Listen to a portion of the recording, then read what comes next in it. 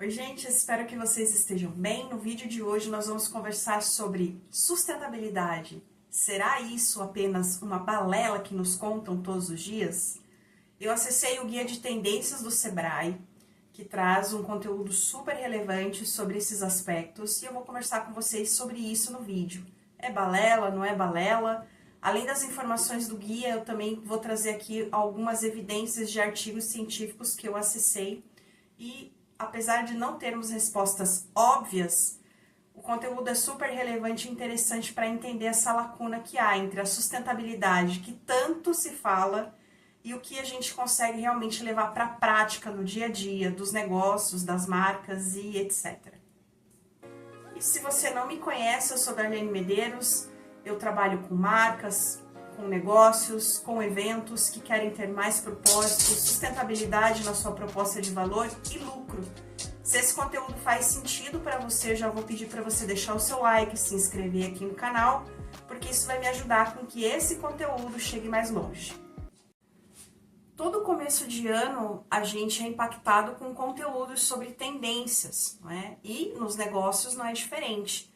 Já faz alguns anos eu acesso esse tipo de relatório, não só do Sebrae, mas de outras agências que também produzem esse tipo de material, que geralmente é feito a partir de pesquisas de co-hunting, né? Geralmente eles contratam profissionais, consultores dessa área de co-hunting, e eles elaboram essas macro tendências, e dentro dessas macro tendências, dentre elas, a sustentabilidade é uma macro tendência há muitos anos, eles trazem insights para que marcas, negócios, organizações, né, possam elaborar de forma estratégica por onde conduzir, né, ou ajustar a sua linha de produtos e serviços para se adequar ao que o mercado está trazendo como novo ou como um apontamento de mudança de hábito e de consumo das pessoas, da sociedade como um todo. Esse tipo de relatório, ele é importante sim, mas não adianta a gente ter acesso aos relatórios e não saber como lidar com as informações desses relatórios. Em especial, as questões de sustentabilidade ou a sustentabilidade como uma macro tendência no comportamento de consumo da nossa sociedade, ele já está sendo apontado há muitos anos. Mas em especial com a pandemia, o interesse sobre essas temáticas que relacionam ESG, sustentabilidade, consumo consciente, economia circular, cresceu muito com a pandemia, justamente porque quando tudo parou, e a gente já vai completar 6 anos desse grande caos que a gente viveu, não é mesmo?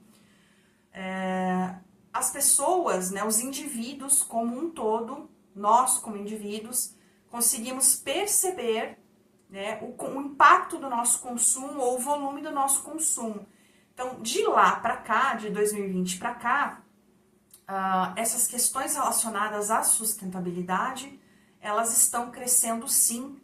E as pesquisas apontam, né, esse interesse. Eu vou ler aqui um pedacinho do relatório para vocês, porque não é de qualquer jeito, não é?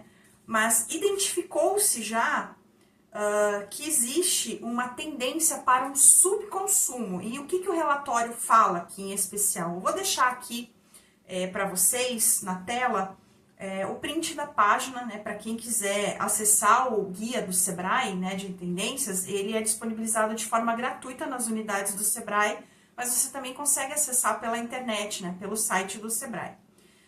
Então, eles trazem aqui em especial essa macro tendência, né, que se relaciona com a tendência de subconsumo. E o que é isso? Né?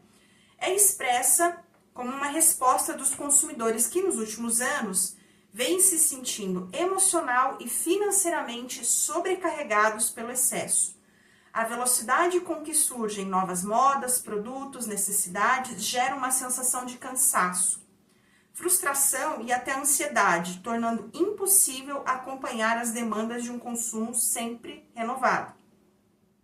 Soma-se a isso uma crescente consciência ambiental e social. Muitos já reconhecem que o consumo desenfreado alimenta ciclos de desperdício, exploração de recursos naturais e práticas de produção pouco éticas. Nesse contexto, o subconsumo emerge como uma forma de resistência, uma escolha consciente por menos estímulo, menos acúmulo e mais propósito no que se consome. E aí, pegando esse gancho, né, nessa busca de ter mais propósito no que se consome, entender de onde as coisas estão vindo, é que as empresas, muitas marcas, muitos negócios entenderam que sustentabilidade é uma coisa que as pessoas se importam.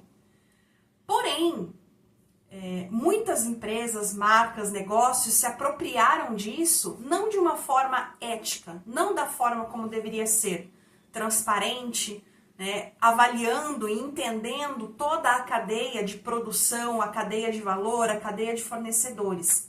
A maior parte das empresas, marcas, negócios usa a sustentabilidade apenas como um discurso, justamente para atender esse aspecto aqui que o relatório está trazendo. As pessoas se importam, né, com essas questões ambientais, mas elas não sabem muito bem como as empresas estão enfrentando isso.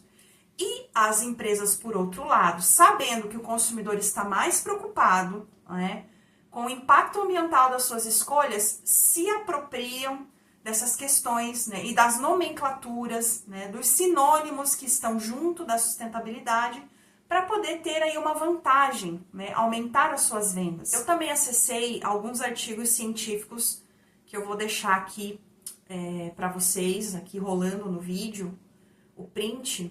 Os artigos científicos também apontam que os consumidores, eles estão preocupados sim, e eles têm sim uma predisposição em comprar de marcas, de empresas que informam que tem compromisso com sustentabilidade. Informar não quer dizer que é realmente uma verdade o compromisso com a sustentabilidade. Então, quando eu faço essa pergunta provocativa, que é, sim, um clickbait, né? Sustentabilidade é uma balela? Para muitas empresas, marcas, organizações, ela é. Por quê? Porque a sustentabilidade, ela precisa ser demonstrada na prática.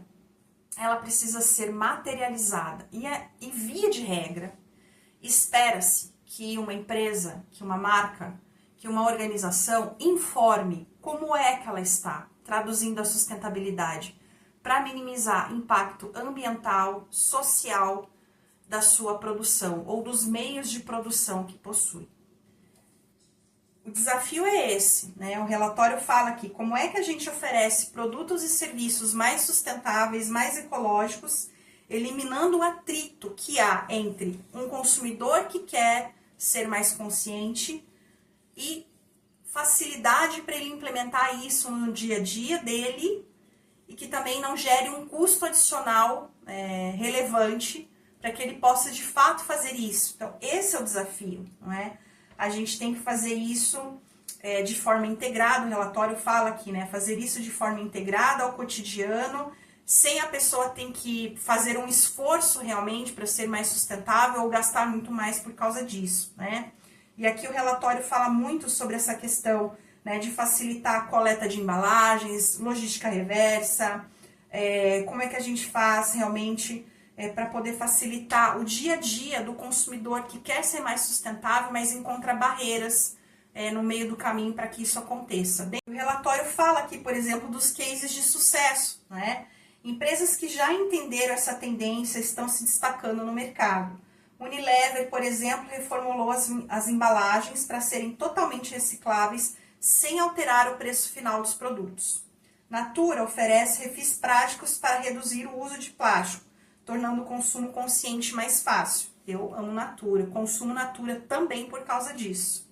A Samsung criou um programa de coleta de eletrônicos usados diretamente na casa dos consumidores. A Ambev ampliou suas estações de recarga de garrafas retornáveis, oferecendo uma solução prática e acessível para reduzir o consumo de embalagens descartáveis. O futuro dessa tendência de sustentabilidade invisível é realmente ofertar soluções integradas ao cotidiano de um consumidor que não vai ter que ficar pensando em como descartar, por exemplo, as embalagens dos seus produtos, onde descartar um eletrônico que não funciona mais, coisas assim. Eu, por exemplo, eu tive muita dificuldade para entender num primeiro momento, né, como aplicar a sustentabilidade no meu negócio, né? Eu ainda tenho uma empresa, um pequeno negócio de produção de eventos, entre outros projetos que eu faço. Mas existem formas, e aí ao longo, né, do meu estudo, da minha pesquisa, eu identifiquei formas de traduzir a sustentabilidade e demonstrar como é que eu minimizo os impactos negativos de um evento, por exemplo, ou da minha prestação de serviços, né? Isso eu traduzi através das ações que a gente realiza, por exemplo, dentro da marca Essence Wedding, que vai estar aqui no descritivo do vídeo para que vocês possam conhecer. A gente também fez todo um trabalho para poder traduzir como é que a gente minimiza impacto ambiental e promove impacto social positivo através da nossa outra marca, né? O Momento com Gelato, que é um serviço de gelato para eventos. Mas quando você vai ver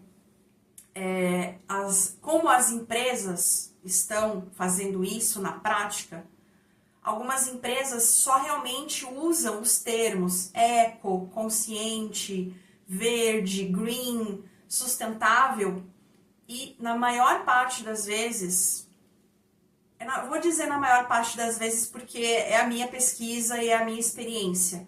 Muitas marcas, empresas e negócios estão informando isso, mas não estão demonstrando na prática, não emitem um relatório de sustentabilidade. Você vai buscar uma informação sobre o impacto, especialmente resíduos, destino dos resíduos, se há logística reversa, e muitas empresas não têm informação alguma nos seus meios de comunicação.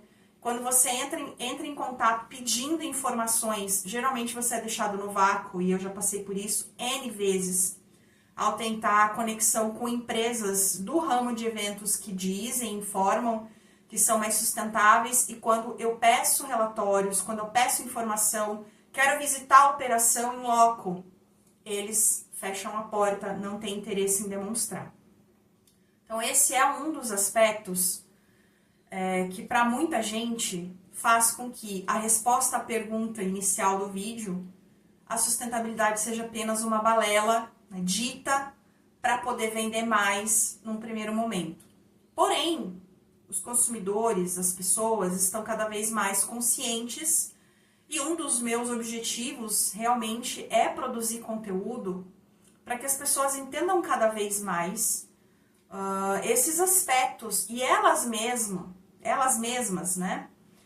Que elas mesmas possam questionar, pedir informação, rebater alguma afirmação ou confirmação acerca desses aspectos quando o prestador de serviço, quando a empresa, o fornecedor diz que mas não te comprova como.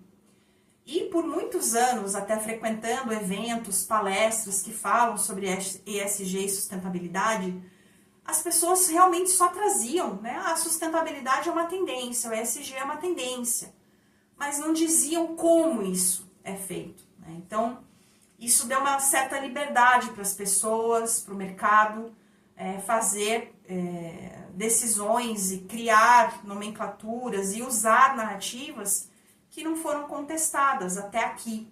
Mas cada vez mais, como eu disse para vocês, com os consumidores conscientes, tá difícil enganar, e eu espero que fique cada vez mais difícil. Eu vou trabalhar para isso, né, para que as pessoas entendam cada vez mais.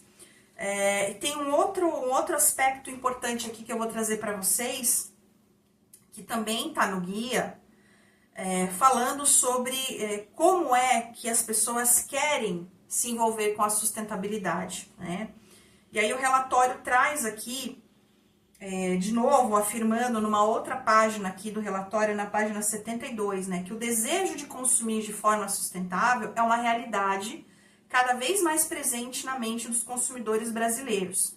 Segundo a Bain Consumer Lab, 90% dos consumidores brasileiros acreditam que um estilo de vida sustentável é importante porque suas ações têm impacto. Ou seja, as pessoas acreditam que podem fazer a diferença, e de fato podem. É isso que a gente trabalha aqui dentro das nossas ações, por exemplo, do Essence Wedding, que está voltado para o setor de casamentos, mas ainda assim a gente tem tentado difundir cada vez mais que cada decisão importa, que cada mudança de atitude para minimizar impactos importa, e essas informações acerca do comportamento dos consumidores podem nos alertar e nos dar direcionamento para que a gente possa realmente ser cada vez mais transparente, buscar cada vez mais informações que possam deixar claro como é que você faz para ser mais sustentável na sua vida, através da sua marca ou através do seu negócio, né? E aí o relatório ainda traz, a tendência é clara. A sustentabilidade desejada pelo consumidor é aquela que se encaixa naturalmente no seu dia a dia, sem exigir grandes mudanças e nem impacto financeiro. Então, o que isso quer dizer? Quer dizer que a gente tem que trabalhar para ter cada vez mais produtos e serviços que já tenham incorporados, né, práticas mais sustentáveis para minimizar impacto ambiental, social, melhorar o impacto social, melhor dizendo, né? Demonstrar como a gente faz isso e que vão gerar lucro sim, porque os negócios, né, eles existem para geração de lucro, para geração de renda, mas a gente precisa se tornar cada vez mais conhecedor dos aspectos que vão fazer com que de forma automática, entre aspas, porque há todo um processo que envolve mudança sim, de comportamento, muitas vezes mudança numa cadeia de produção, mudança, né, e educação, orientação e instrução para quem faz parte da cadeia de valor de fornecimento possa contribuir para a sustentabilidade final do produto ou do serviço. É um trabalho coletivo, não é um trabalho individual, né? E com isso eu quero dizer que não é fácil rastrear a sustentabilidade, mas à medida que a gente vai traçando um planejamento, que a gente traça os objetivos, à medida que a gente vai ganhando essas informações e tendo os dados que falam sobre o ganho, né, que se tem quando você muda um material, quando você dá o destino adequado para o resíduo que fica, quando você usa mão de obra essencialmente local, ou quando você gera renda para uma comunidade que até então era considerada vulnerável, entre outros aspectos, quando você mapeia essas informações e você cria dados que podem ser comparados de tempos em tempos, melhor dizendo, você consegue demonstrar na prática que a sua forma de aplicar a sustentabilidade, ela dá resultado e ela deixa de ser balela. O que eu quero dizer, gente? Os dados, as informações e relatórios como esse aqui, né, esses guias aqui do Sebrae, eles trazem pesquisas, no final, se você ler ali, mostra toda a metodologia que eles utilizaram, os documentos que eles acessaram, os relatórios, enfim, que podem trazer informações relevantes, né, sobre sustentabilidade. Não é balela buscar ser mais sustentável. Não é balela, porém, não é uma coisa que acontece do dia para a noite.